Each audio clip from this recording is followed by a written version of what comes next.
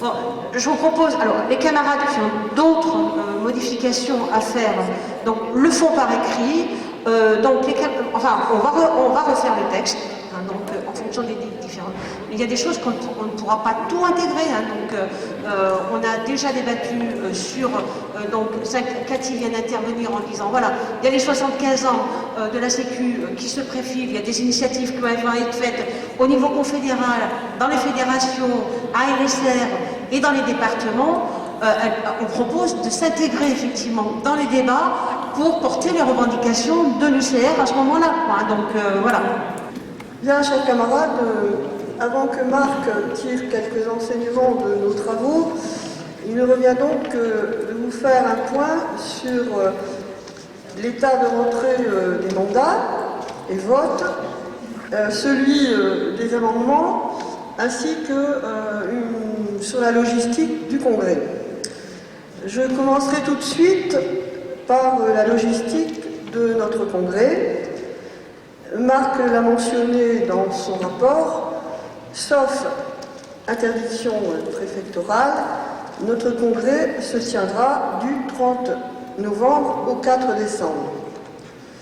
Nous pouvons vous affirmer que toutes les conditions de sécurité sanitaire seront prises en lien avec la direction du Palais des Congrès de Saint-Malo, avec qui des contacts réguliers sont pris pour accueillir l'ensemble des délégués de bonne façon.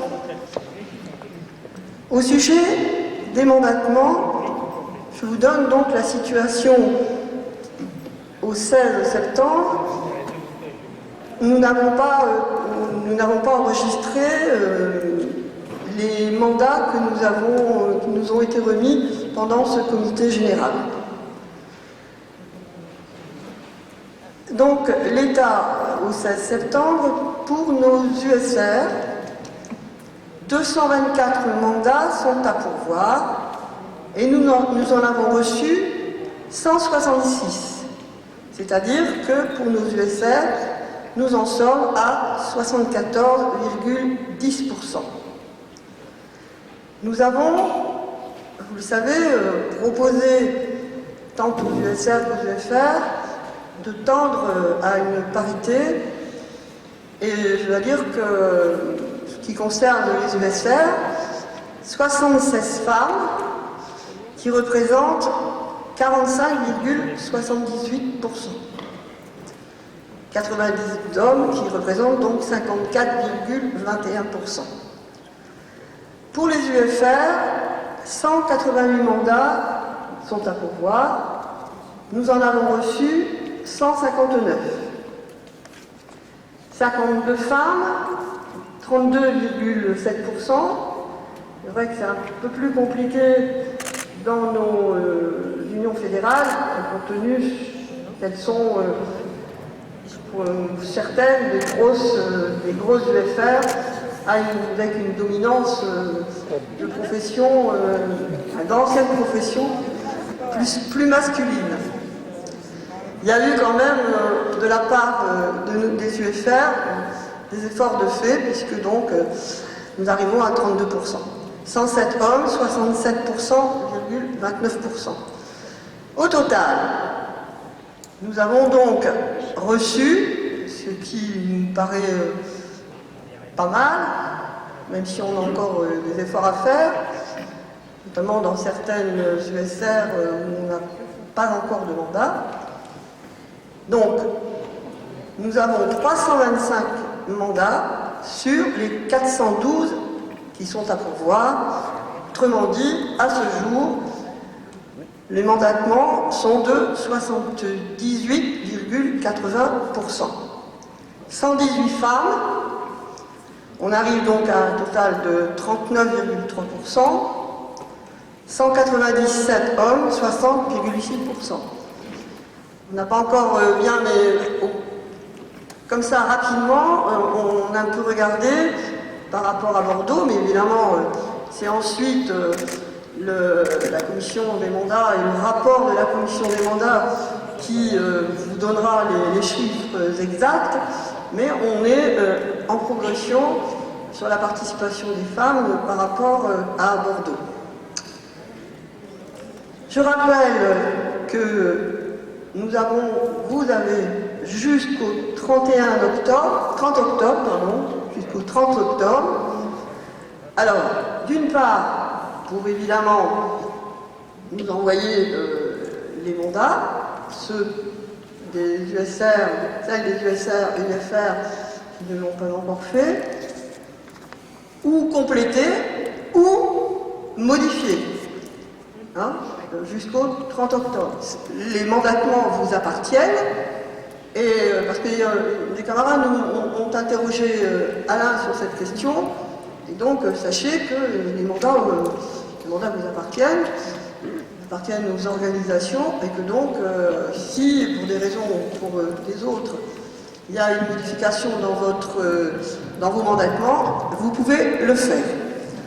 Voilà pour ce qui concerne la commission donc, des mandats et votes. Alors, également pour votre information, la commission va se réunir demain.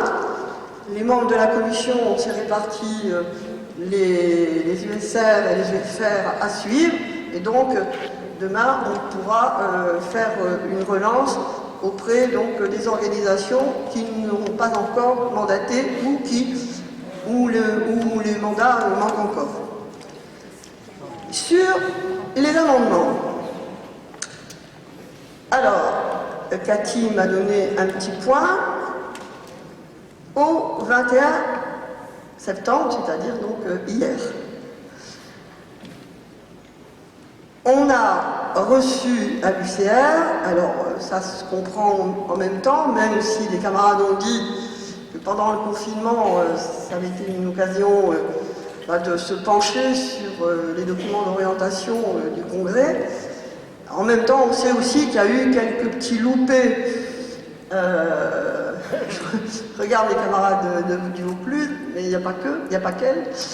Où, comme il y a eu quelques petits loupés, évidemment, on a pris peut-être un peu de retard. Donc, on en est aujourd'hui à 43 amendements reçus donc à l'UCR. Ce sont les USR de la Drôme, du 82, du 40 et du 51 qui ont donc commencé à apporter des amendements au document. Les UFR, on a 19 amendements qui viennent de la FAP, mais d'un département, puisque nos camarades sont organisés en département, et qui viennent du département de la Manche. L'UFROS, là on n'a pas les endroits où ça c'est donc l'UFROS et la FNME et la FILPAC. Justement, on ne sait pas, la FAP on a attribué donc à la Manche. La commission donc, des amendements rappelle que nous sommes un congrès de structure, donc nos USR, les USR et les UFR, et que donc les amendements sont portés par les UFR et les UFR. Ça ne veut pas dire évidemment, au contraire, que les sections puissent évidemment faire des amendements, se réunir, discuter du document et faire des amendements, sauf que, nous vous le rappelons, les amendements doivent passer par leur organisation. Pour les sections USR, les USR, et pour les sections UFR, à leurs UFR. C'est relaté donc par la commission des amendements, qui a reçu, alors pas beaucoup, mais qui a déjà reçu 2 amendements de section professionnels, et la commission est obligée, évidemment, pour respecter nos statuts, d'en faire part donc aux organisations aux organisations des sections qui ont fait ces amendements. Donc j'attire votre attention, soyez attentifs à ce que vos sections, puisque au Congrès, c'est l'USR et l'UFR, les USR et les UFR qui vont voter pour... qui vont apporter les amendements. Qui vont apporter jusqu'au donc 23 octobre, vos organisations, les organisations ont la possibilité de donc déposer des amendements. Évidemment, je ne l'oublie pas, vous